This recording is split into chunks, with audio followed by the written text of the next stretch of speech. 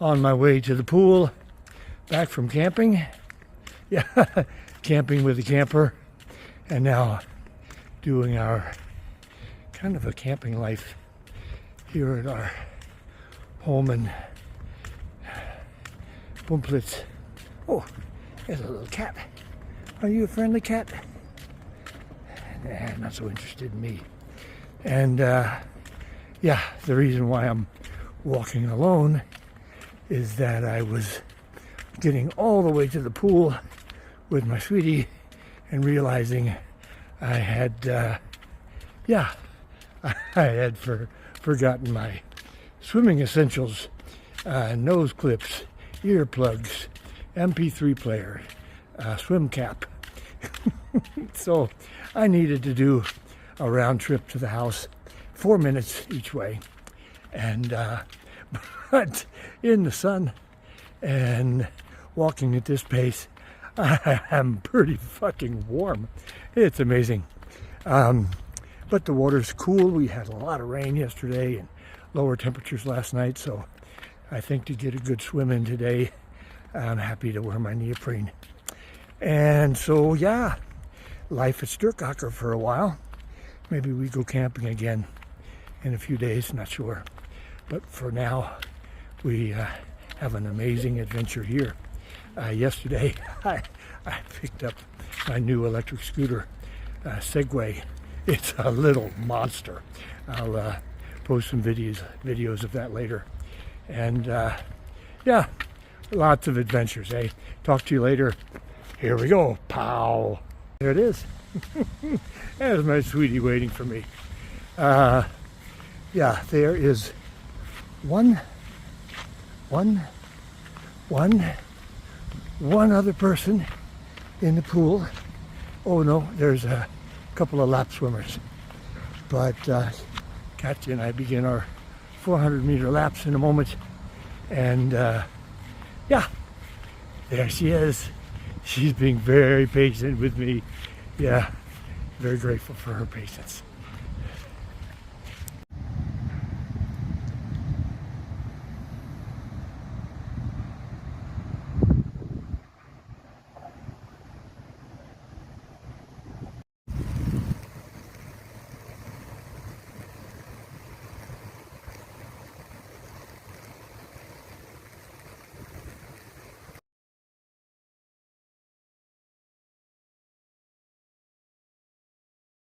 Okay, let's do a kind of closure for today. I have a full belly, had a nice dinner, and I go to see a friend tonight who has a performance. He plays the didgeridoo, and he has a friend that he has been collaborating with who plays a fuhara. They're naturally made instruments from pieces of wood. Didgeridoo, fuhara. Anyway, I've known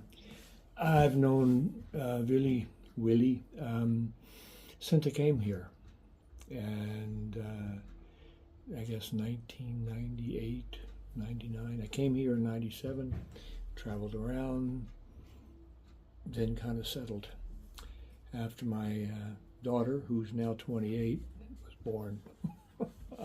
I've been here almost 30 years. Fucking amazing.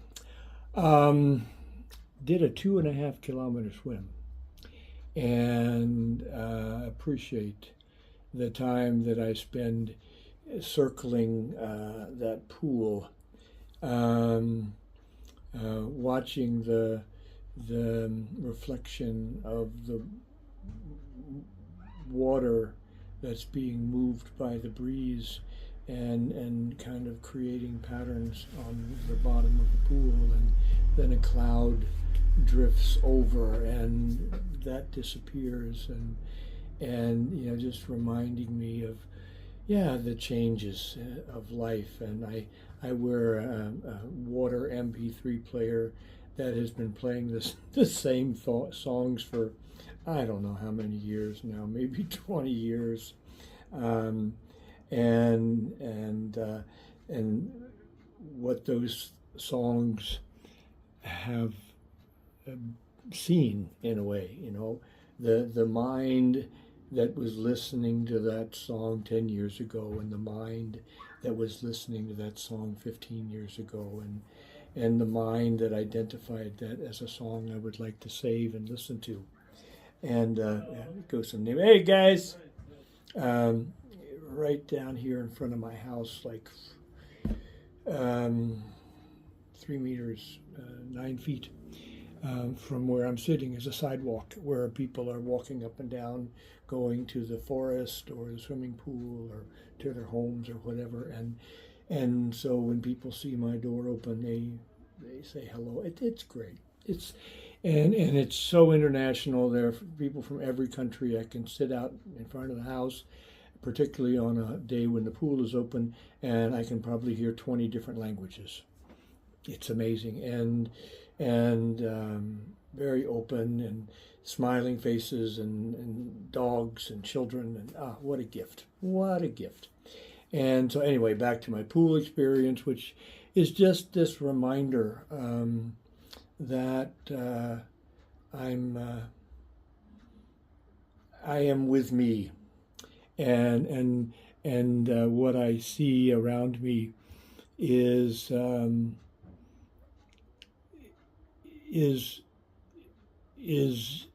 just what is, and then my mind creates. Turn off an alarm there. My mind creates something from that. Of course, I can have moments where there is peace and no thoughts, but often there are thoughts. And I choose to have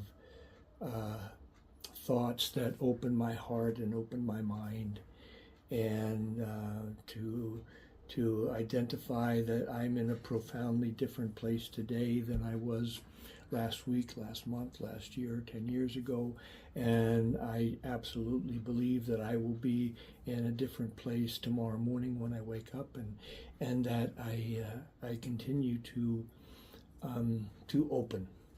And of course, I think I also experience myself as completely open, but my intellect can't know that. My intellect can only know what it knows. It's a computer. So it doesn't know what nothing is. It doesn't know what complete openness is, because the intellect always limits based on what it's learned. And I saw an interesting presentation today in a video clip where a guy was showing a timeline. So there was a bottom line, it's a lifeline, and then there was a vertical line that talked about awakening. And the top of that line said awakening, and the end of that line said life. And so he showed what most people go through, which is these ups and downs and ups and downs and ups and downs that are repetitive along the timeline. And what he says he believes for himself and for some others is that we have this gradual ups and downs, but there's an increase toward enlightenment. And I thought, well, okay, that's one way to see it. And then I thought, yeah, but I see these baby, the neighbors just had a little baby 3-4 days ago. That little girl, sorry. They brought her by to visit with me a couple of days ago. And yeah, I look into those eyes, and what I perceive is their connection that has no blockages, that has no training, that has no programming, and I feel affected by it. I feel that part of me that was born in the connection to oneness still exists, but from birth, basically everybody started giving their input and telling me what was right and wrong and good and bad, and I've spent a lot of my life kind of cleaning that place out to become neutral again. So it's yes, I think that my humanity experiences this jiggly line that gradually rises more toward enlightenment, we'll say. Um, but that point at the very top of enlightenment exists within me all the time. It's always there. And that the only thing that denies me that experience, which is my intellect, because my intellect can't know that place. That's pure spirit. That's oneness with the universe or whatever, the indescribable. And that my intention is to recognize that my humanity is attached to the timeline, and with the timeline there's the identification with a process, moving from point A to point B, and the beginning of a project, the end of a project, the beginning of a relationship, end of relationship, whatever. But that point at the top of that perpendicular line where he wrote enlightenment exists, I believe, in me, and I choose to believe in all of us. It's there all the time. And I have people who come to talk to me about different things, and they said always and never. And I said, well, come on, let's wait a minute. Is that true? Is it always or never? Aren't there moments that you could see that maybe you were there? Yeah, blah, blah, blah, blah, blah. But often what I hear, and I think I know I've done it too, is that when I'm there, I think I'm there because of this place, or because of this ritual, or because of this person. And what's happened is that in that moment that I'm there, that's me experiencing me, the unique essence of my being, which was present, that no one else could see, and no one else could validate, and no one else could support. They could only educate and program and direct, again with probably good intentions, because that's all they knew. But when I see my brothers and sisters, I see the light that they are, and they can act in any way they choose to. It's not my business. My business is to see the light in my brothers and sisters. And so as I'm swimming around that pool today, I'm just recognizing, the sun can be out, the water can be sparkling, the bottom of the pool can be sparkling, and a cloud can roll, but I'm in the water and I'm swimming, and I'm in the water and I'm swimming, and I'm in the water and I'm swimming. Sometimes I'm in the water and I'm swimming and I'm tired, and sometimes I'm in the water and I'm swimming and I'm feeling very powerful. But basically, that I am immersed in the water. So I'm immersed in this belief that there is this part of me that is at one with the unidentifiable, and people might call it love or peace or whatever it does, because whatever word comes out is a word that was programmed into this computer.